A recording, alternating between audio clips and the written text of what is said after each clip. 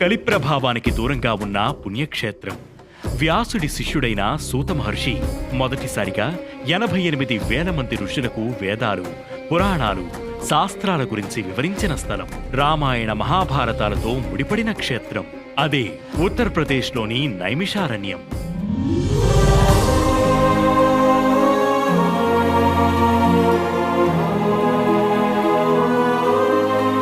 పుణ్యక్షేత్రాలకే పుణ్యక్షేత్రంగా గుర్తింపు పొందిన ఈ ప్రాంతం గురించి, దాని విశిష్టత గురించి ఈరోజు అనగనగాలో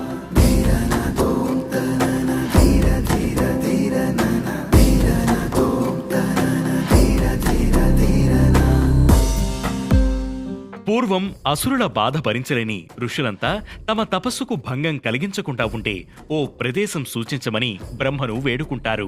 అప్పుడు బ్రహ్మ మనో మాయాచక్రం అనే చక్రాన్ని సృష్టిస్తాడు. ఆ చక్రం ఎక్కడ పడితే ఆ స్థలం పవిత్రమైనది, అది మీరు సాధన కొనసాగించుకోవచ్చని చెబుతాడు. ఆ చక్రం పడిన క్షేత్రంలో ఓ కొలను ఏర్పడుతుంది. అక్కడ ఆ చక్రం వేగం తగ్గకపోవడమే కాక నీటి ఉధృతి కూడా పెరగడంతో మళ్లీ ఋషులు బ్రహ్మను ఆశ్రయించగా అప్పుడు బ్రహ్మ లలితాదేవిని ప్రార్థించమని సూచిస్తాడు. ఋషుల మొర ఆలకించిన లలితాదేవి ఆ చక్రం వేగాన్ని, నీటి ఉధృతిని అదుపు చేస్తుంది. ఆ ప్రదేశమే నైమిషారణ్యం. సంస్కృతంలో నెమి అంటే చక్రం.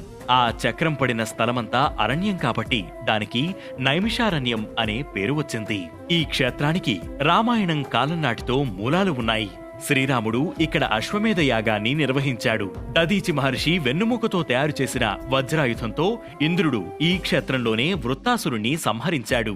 ఇక ఇక్కడే వ్యాసుడి శిష్యుడు ఉగ్రశ్రవుడు లేదా సూతుడుగా పిలిచే మహర్షి 88,000 మంది ఋషులకు మహాభారతం సహా అనేక ధర్మశాస్త్రాలు, వేదాల గురించి వివరిస్తాడు. పాండవులు సైతం ఇక్కడ కొంతకాలం తపస్సు చేసుకున్నారు.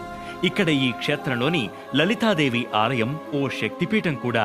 51 శక్తిపీఠాల్లో ఈ నైమిషారణ్యం ఒకటి. ఇక్కడ సతీదేవి హృదయం పడిందని చెబుతుంటారు. అందుకే కాశీలాగే ఈ క్షేత్రం కూడా ఎంతో ప్రత్యేకమైనది, విశిష్టత కలిగినది.